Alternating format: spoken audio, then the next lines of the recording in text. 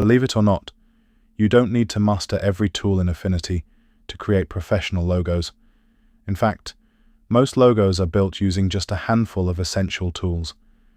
In this tutorial, we'll use those tools to create this football club badge from scratch, and by the end, you'll know exactly how each one fits into a real logo design workflow. Let's dive in. Let's start by creating a new document. Press Ctrl+N on Windows or Command+N if you're on a Mac. We'll set the units to pixels, with both the width and height at 1000 pixels. I also like to set the resolution to 300 dpi.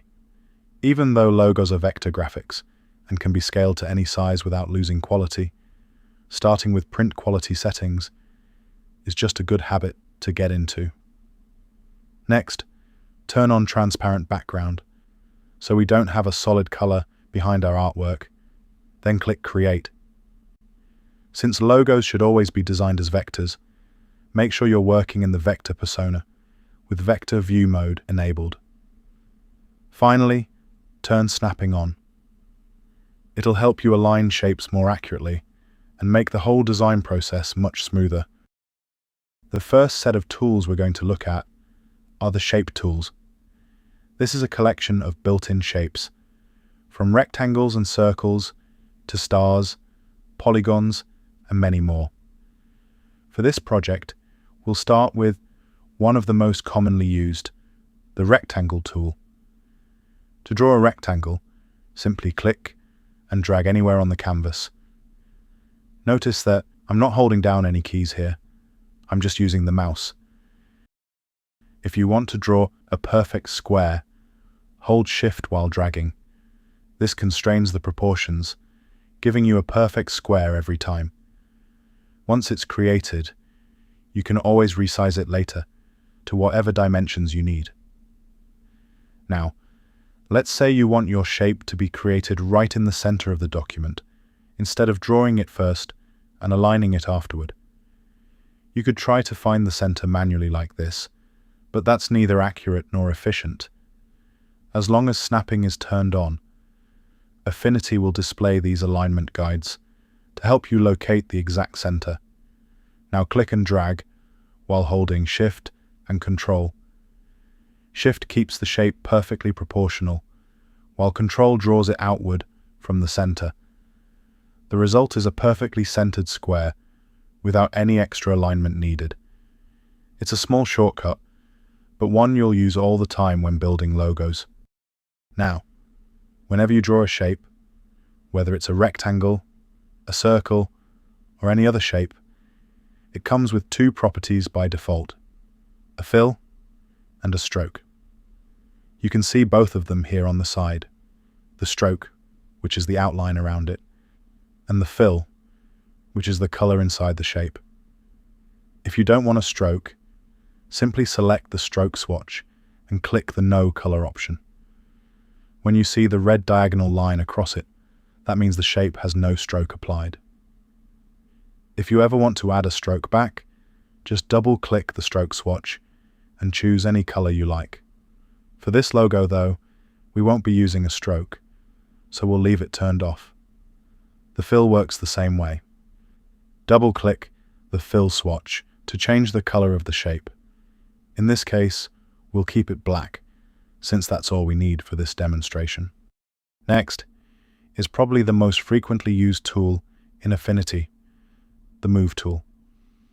As the name suggests, its main job is to help you move objects around the canvas, but it does much more than that.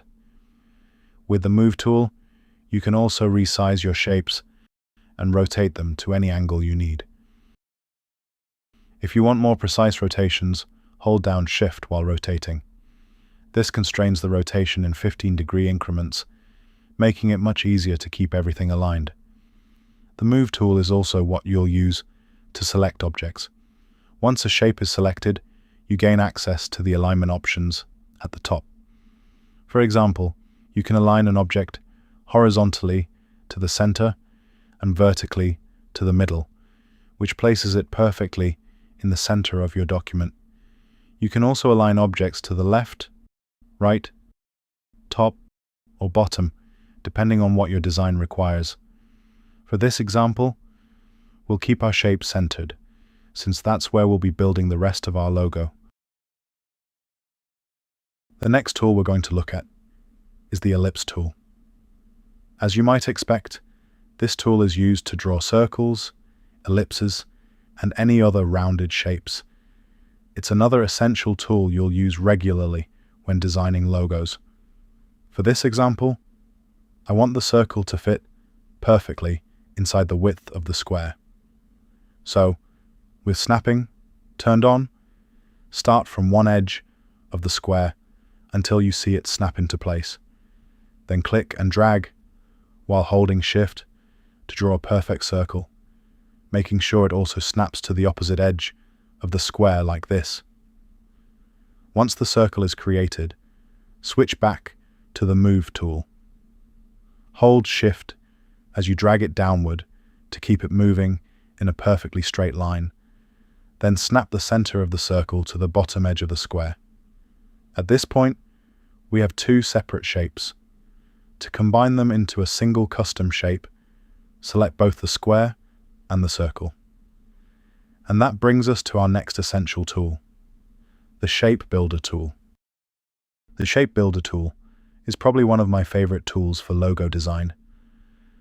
It lets you combine or subtract overlapping shapes visually, without having to rely on multiple Boolean operations. Let me show you how it works. First, select the Shape Builder tool. Up here in the context toolbar, you'll see two actions, add and minus. If you choose minus, clicking on any section of the artwork removes that area from the shape. For example, if I click here, that section disappears. That's useful in many situations, but it's not what we're trying to achieve in this example. So instead, switch the action to add. Now, simply click and drag across these three overlapping shapes. As you release the mouse, Affinity combines them into a single, continuous shape. And just like that, we've created a brand new custom shape that's ready for the next step of our logo design. Now that we've got our base shape, it's time to make a few adjustments using our next tool, the Node tool. The Node tool allows you to select, edit, and reposition individual nodes, giving you complete control over the shape's geometry. This is one of the most important tools in logo design because it lets you fine-tune your artwork with precision. Go ahead and select the Node tool. Then click and drag to select these two top nodes. With both nodes selected, I'll simply use the down arrow key on my keyboard to nudge them down a little. I think somewhere around here looks right. Next, let's give the shape some color. I'll change the fill to this gold color, which will eventually become part of our badge. Looking good. One last thing, I like to keep my layers panel organized, especially when working on more complex logos with lots of objects. So I'll rename this layer Gold. It's a small habit, but it makes navigating your project much easier later on. Next, I'll press Ctrl+J to duplicate this shape. If you're on a Mac, that's Command+J. With the duplicate selected, I'll change its fill to this shade of blue, so it's easier to distinguish from the original. Now, what we want to create is a negative offset around the gold shape, a slightly smaller version that sits neatly inside it. And that's where our next essential tool comes in, the Contour tool. The Contour tool allows you to create offsets around a shape, either expanding it outward with a positive contour or shrinking it inward with a negative contour. It's incredibly useful for creating borders, outlines, layered effects, and even preparing shapes for badges and emblems, like the one we're building. Go ahead and select the Contour tool. Up here in the context toolbar, you'll find a few options for controlling your contour. If you need a precise and consistent offset, you can simply type the value directly into the radius field. This is especially useful when you're creating multiple offsets that all need to match perfectly. You'll also notice the corner options: rounded, mitre, and bevel. Each one affects how the corners are treated, but for this logo, we'll stick with mitre, since it gives us nice, sharp corners. You can create a contour interactively by clicking and dragging on the canvas. Dragging to the right expands the shape outward, while dragging to the left creates a negative contour, shrinking the shape inward. Personally, I prefer entering the value manually. It gives me much more control and keeps everything consistent throughout the design. So let's set the radius to -15 pixels. That gives us a clean inner offset. Next, I'll rename this layer to blue, so it's easier to identify in the Layers panel. Now press Ctrl+J to duplicate the blue shape, and we'll rename this copy white. Change its fill to white, and with the contour tool still selected, update the contour radius to -30 pixels. You can see how quickly the contour tool lets us build perfectly even borders, which is something you'll use quite often when designing badges, emblems, and layered logos. And with our base shapes in place, we're ready to move on to the next tool, the Artistic Text tool. Go ahead and select it, then head over to the Font Family drop-down. I'll search for a font called Repsi. Select it, then click anywhere on the canvas and type your text.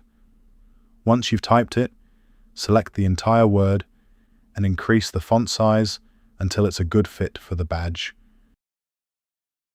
At the moment it's black, but we can easily change that. You could simply click the fill swatch here and choose a color manually. However, this is a perfect opportunity to introduce another useful tool: the Color Picker tool. The Color Picker tool lets you sample any color that's already being used in your document.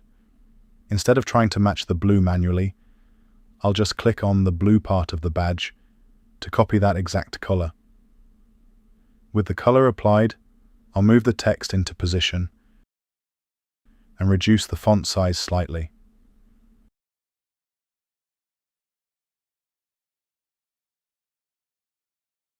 I think it's still a little too large, so I'll make it a bit smaller. Next, I'll use the alignment options to center it horizontally, making sure it lines up perfectly with the badge.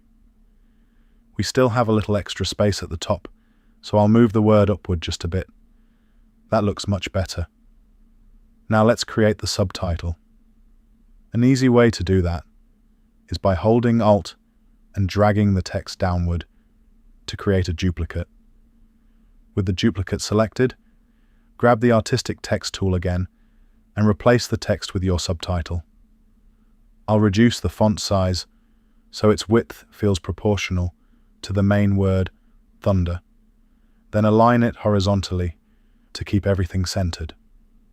Finally, I'll move it closer to the main title to tighten the spacing. That looks right. Let's keep our project organized. In the Layers panel, I'll lock every layer except the white shape. This prevents us from accidentally selecting or editing the wrong object as we continue building the logo. With the white shape unlocked, press Ctrl+J to duplicate it, then rename the duplicate red. Next, change its fill to a red color so it's easy to distinguish from the other layers. Since this is the shape we'll be editing, I'll go ahead and lock the white layer as well. That way, we know we're only working on the red shape. With the red shape selected, switch back to the contour tool and change the contour radius to -45 pixels. Now we'll refine the shape a little further using the node tool. Select it, then highlight these two top nodes. Using the down arrow key on your keyboard, gently move the nodes downward until they sit around here. Now it's time to create the thunder symbol, which is going to become the centerpiece of our badge. The symbol we are creating will be on top of the red shape. I'll start by selecting the rectangle tool from the toolbar and drawing a narrow rectangle like this. At the moment, it's still a basic shape. To customize it, we first need to convert it into editable curves. So go to Vector, then choose Convert to Curves. Now switch to the Node tool. Select these two top nodes, and using the arrow key on your keyboard, move them outward like this. This gives the shape a tapered look that's much closer to a lightning bolt.